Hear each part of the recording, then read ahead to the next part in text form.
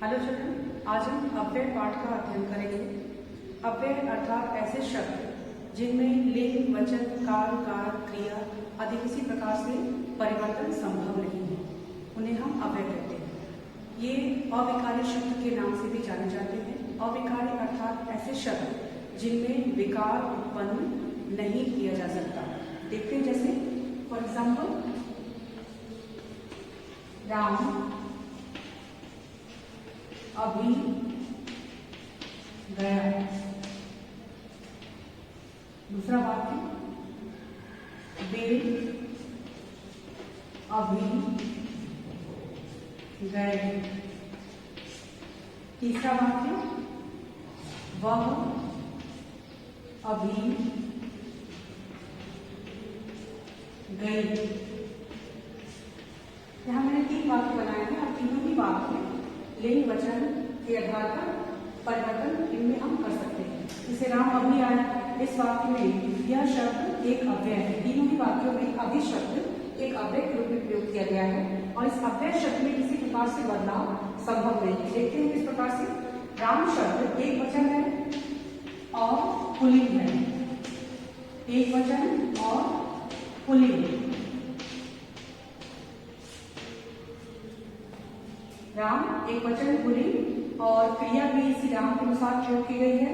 एक वचन पुल्लिंग होने के कारण भी हम देख रहे हैं इस अभी शब्द में परिवर्तन हम जो नहीं कर पा रहे हैं। यदि हम यह बहुवचन शब्द वे ले आए, बहुवचन शब्द वे के साथ इस अभी शब्द का प्रयोग करें, तभी इसमें परिवर्तन संभव नहीं है। इस अभी शब्द में किसी प्रकार से परिवर्तन संभव नहीं है। वे बहुवचन है और अगर हम क्रिया देखें तो बहुवचन के रूप में है। पुल्लिंग या स्त्रीलिंग दोनों ही रूप में इसका हम प्रयोग कर सकते हैं।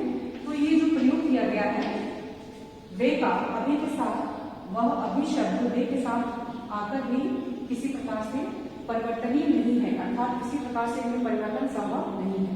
ऐसे देखते हैं तीसरा वाक्य। यहाँ इस क्रिया के माध्यम से हम पहचान कर पा रहे हैं कि वह शब्द यहाँ पे स्त्रीलिंग शब्द है और एक वचन के रूप में है ही। तो हम यहाँ पे देख रहे हैं जो ये अभी का प्रयोग किया गया है, यह अभी शब्द अपरिवर्तनीय यहाँ पर भी है। इस प्रकार से वह शब्द स्त्रीलिंग है,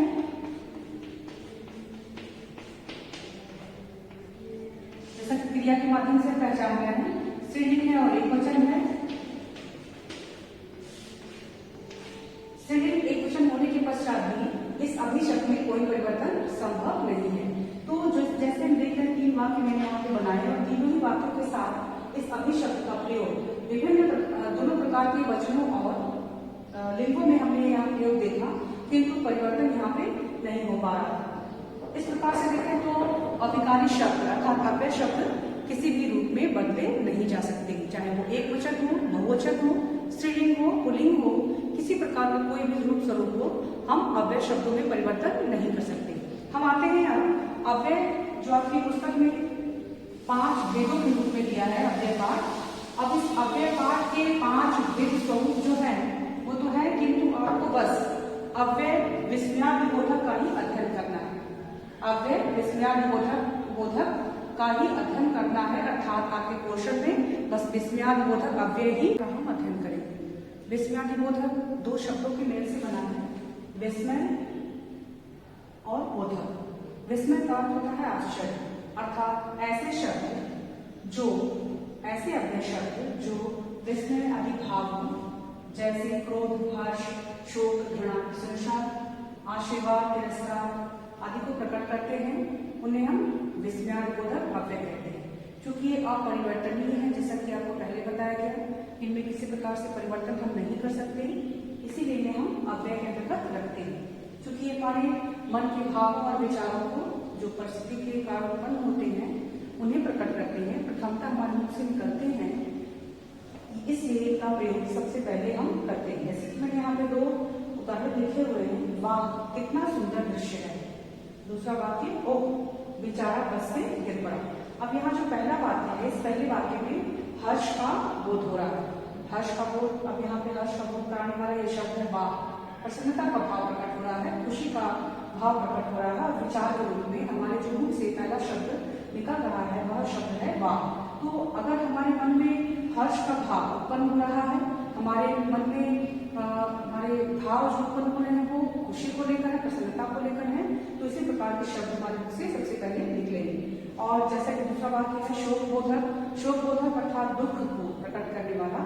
अब यहाँ पे ओह शब्द प्रयोग किया गया है, जैसा कि वाक्य देख रहे हैं, बेचारा बस से गिर पड़ा।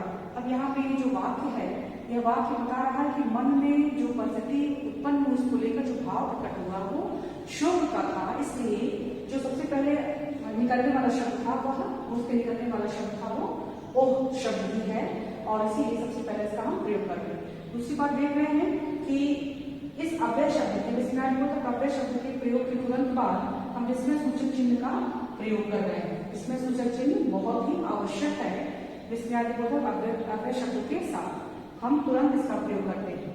तो इसके पश्चात हम देखें आपकी पुस्तक में विस्मयादिबोधक अव्यय 10 प्रकार से दिए गए हैं। इन 10 प्रकारों को देखते हैं, उनके नाम है, जैसे पहला है विस्मय या आश्चर्यबोधक हैं, अरे क्या, सच, ओह, एंड, ये सभी शब्द हैं विस्मय को प्रकट करने वाले।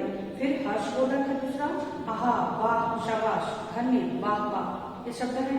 ऐसे शोकबोधक है, आह, हाय हाय, राम, हाय राम, ये सभी शब्द जो हैं वो आपके शोक को प्रकट कर रहे हैं। सावधान, सावधानी सूचक है, सावधानता सूचक शब्द भी है, सावधान, होशियार, खबरदार, ये शब्द सावधान करते हैं हमें। और सबसे पहले हमारे मुख से निकलते हैं, आप बोर्ड पे कहीं पे भी देख लेते हैं ऐसी जगहों पे जहाँ पे कहीं बोर्ड पे लिखा होता है सावधान, होशियार या खबरदार, तो वो हमें सतर्क करता है उस चीज को लेकर। जिस प्रकार के वहाँ पे जिस प्रकार का वातावरण वहाँ पे उत्पन्न होता है, या फिर जैसी भी घटना या फिर जो भी चीजें हैं उसको लेकर सावधान करने के लिए इस प्रकार के अपने शब्द हम प्रयोग करते हैं। सबसे पहले हमारे मुख से निकलते हैं घृणा सूचक शब्द है छी, छी छी, ठीक, थू, ये सभी शब्द हैं। ये फिर अनुमोदन सूचक ठीक, हाँ, हाँ हाँ, अच्छा, ये सभी शब्द अनुमोदन का प्रस्ताव रखते हैं। फिर है स्वीकृति बोधक, जी हाँ, अच्छा, जरूर, हाँ, ये शब्द हैं स्वीकृति को प्रकट करने वाले, और सबसे पहले हमारे मुख से ही निकलते हैं। ऐसे ही अभिवादन सूचक, अभिवादन, नमस्ते, राम राम, प्रणाम, नमस्कार, ये शब्द अभिवादन को प्रकट करते हैं और सबसे पहले हमारे मुख से निकलते हैं। उसके पश्चात हम देखते हैं कि वाक्य आगे बनते हैं। संबोधन सूचक है शब्द अरे, ओ, हे, ओ, ये शब्द संबोधन को प्रकट करते हैं। ऐसे ही क्रोध सूचक शब्द है धत, चुप, ये शब्द क्रोध को प्रकट करने वाले हैं। अरे, ये शब्द भी इसमें आता है। तो हम देख रहे हैं यहाँ पे कि ये जो शब्द मैंने यहाँ पे नाम लिए अब बताएं, इन शब्दों का सबसे पहले प्रथमतः हम प्रयोग करते हैं, क्योंकि ये हमारे मन में, हमारे विचारों में सबसे पहले आते हैं और प्रथमतः हमारे मुंह से निष्पन्न होते हैं, निकलते हैं, और उस भाव को लेकर, उस विचार को लेकर ही हम आगे वाक्य बनाते हैं। यदि किसी प्रकार का वाक्य लेकर आपसे पूछा जाए कि कौन सा भाव प्रकट कर रहा है, तो सबसे पहले आप उस वाक्य को देखें, उस वाक्य को पढ़कर जिस प्रकार का भाव आपके मन में उत्पन्न हो रहा है, उस भाव को समझ के, अनुभव करके आप बता सकते हैं कि यह जो अव्यय है वो किस भेद के अंतर्गत दिया गया। जैसे कि मैंने यहाँ 2 उदाहरण लिखे हुए हैं और नाम बता दिया है। हर्षबोधक पहला वाक्य है, शोकबोधक दूसरा वाक्य है। तो ये विस्मयादिबोधक अव्यय शब्द ये वाक्यों में सबसे पहले आते हैं, तुरंत बाद विस्मय सूचक चिन्ह का प्रयोग करते हैं और संबंधित उसी भाव को लेकर वाक्य बनाए जाते हैं। इसके पश्चात बताया गया है कि आपकी पुस्तक में बताया गया है कि विशेषताएं भी इसकी कुछ होती हैं। विशेषताओं में 4 प्रकार की विशेषताएं विस्मयादिबोधक अव्यय शब्दों की बताई गई हैं। इनका संबंध वाक्य के अन्य शब्दों से नहीं होता है। ये शब्द अपने भाव को प्रकट करने के लिए ही निकलते हैं हमारे मुख से, और तुरंत बाद विस्मय सूचक चिन्ह को लेकर ये अपना स्थान ग्रहण कर लेते हैं। संबंधित के भाव को लेकर हम आगे वाक्य बनाते हैं। फिर दूसरा बताया गया विशेषता बताई गई है कि ये प्रायः वाक्य के आरंभ में आते हैं, जैसे कि मैंने आपको बताया कि वाक्य की शुरुआत में इसका हम प्रयोग करते हैं। तीसरा है ये भावों की तीव्रता को प्रकट करती है। जिस प्रकार के भाव,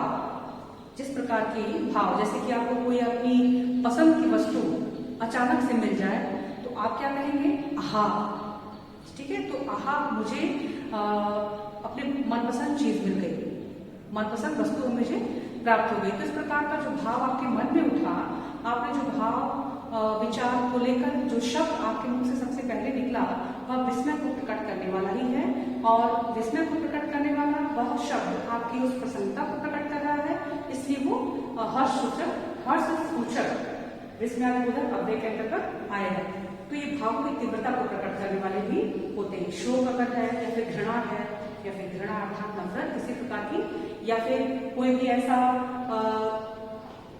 भाव है जो आपकी स्वीकृति को बताता है, अभिवादन को बताता है। जैसे आप किसी ऐसे व्यक्ति से मिलते हैं जिसे आप अभिवादन करते हैं, प्रणाम, नमस्कार, नमस्ते, ये शब्द है, तो सबसे पहले प्रथमतः आप ये भाव को तीव्रता को प्रकट करने का तात्पर्य है कि जिस प्रकार से आप किसी से मिलते हैं, आपके मन में ठीक उसी प्रकार का भाव तुरंत निकलता है, तुरंत आता है, और उसको प्रकट करने के लिए आप तुरंत अनुमोदन सूचक या अभिवादन सूचक जो शब्द है तुरंत उसका आप प्रयोग करते हैं, और उसके पश्चात आप उसी के अनुसार वाक्य बनाते हैं, या कि आवश्यकता पर निर्भर करता है।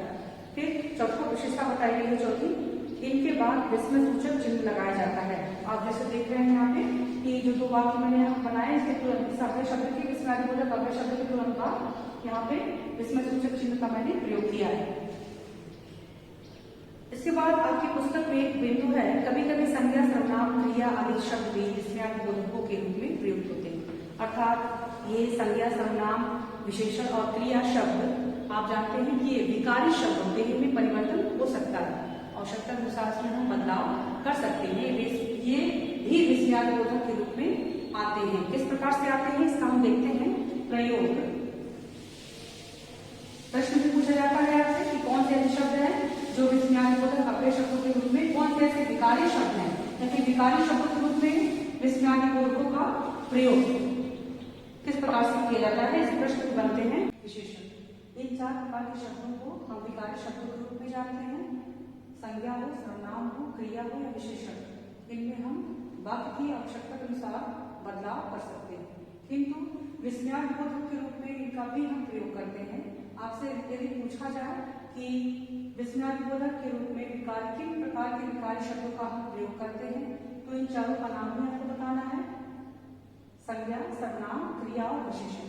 तो प्रयोग देखते हैं। संज्ञा शब्द की विकारी शब्द है, किंतु विस्मयादिबोधक के रूप में इसका प्रयोग किया गया है। वाक्य की आवश्यकता के अनुसार आप देख रहे हैं, हे राम, यहाँ राम शब्द एक संज्ञा है, और वाक्य हम देख रहे हैं यह क्या हो गया, एक शोक का भाव प्रकट कर रहा है। इस भाव को प्रकट करने के लिए संज्ञा शब्द यहाँ पे प्रयोग किया गया है। ऐसे सर्वनाम शब्द है, सर्वनाम भी विकारी शब्द है, किंतु इस विस्मयादिबोधक के रूप में हम सर्वनाम का प्रयोग देख रहे हैं। राम प्रथम आया, यहाँ पे आश्चर्य प्रकट किया जा रहा है, विस्मय प्रकट किया जा रहा है कि क्या राम प्रथम आया। तो जो वाक्य है, जो भाव है, जो विचार है, प्रथमतः जिस रूप में हमारे मुख से निकल रहे हैं वह यहाँ पे इस वाक्य में कौन के रूप में है और विस्मय को प्रकट कर रहा है। क्रिया शब्द एक विकारी शब्द है, और यहाँ जो प्रयोग हम देख रहे हैं, बाजार से सब्जी ले आई, यहाँ पे जो जाइए शब्द मैंने लिखा है यह क्रिया शब्द है, यह विकारी है और बदलाव इसमें हम कर सकते हैं, किंतु विस्मय प्रकट करने के लिए इसका हम प्रयोग करते हैं। जैसा आप देख रहे हैं यहाँ पे, तो इस प्रकार से इसका भी जाइए या जाओ, है ना, सुनो, उठिए, उठो, ये शब्द जो है क्रिया के हैं, और इनका भी प्रयोग हम विस्मय के रूप में करते हैं। चौथा है विशेषण। विशेषण भी एक विकारी शब्द है, और यहाँ पे आप प्रयोग देख रहे हैं अच्छा। अच्छा शब्द एक विशेषण है, आप जानते ही हैं, और विस्मयबोधक के रूप में इसका प्रयोग यहाँ किया गया है, क्योंकि वाक्य की आवश्यकता है। रोगी को ले आओ, अच्छा रोगी को ले आओ, ठीक है। तो यहाँ जो वाक्य देख रहे हैं यह भी विस्मय का भाव ही प्रकट कर रहा है, और वाक्य में इस प्रकार से प्रयोग होकर ये विकारी शब्द विस्मयबोधक का रूप ले लेते हैं। और इनके तुरंत बाद भी हम, जैसा कि नियम है विस्मयादिबोधक अव्यय शब्दों का, इनके तुरंत बाद हम विस्मय सूचक चिन्ह का प्रयोग करते हैं, तो ऐसे ही इनके तुरंत बाद विस्मय सूचक चिन्हों का हम प्रयोग करेंगे। चार प्रकार के शब्द हैं, संज्ञा, सर्वनाम, क्रिया और विशेषण, इनका भी प्रयोग विस्मयादिबोधक के रूप में किया जाता है। ये अव्यय नहीं है, किंतु इनका हम प्रयोग विस्मय प्रकट करने के लिए करते हैं। प्रश्न जो दिया गया है आपको संबंधित पीडीएफ में, और उन प्रश्नों का उत्तर इस वीडियो की सहायता से और पुस्तक की सहायता से आपको अपनी कॉपीज में लिखना है।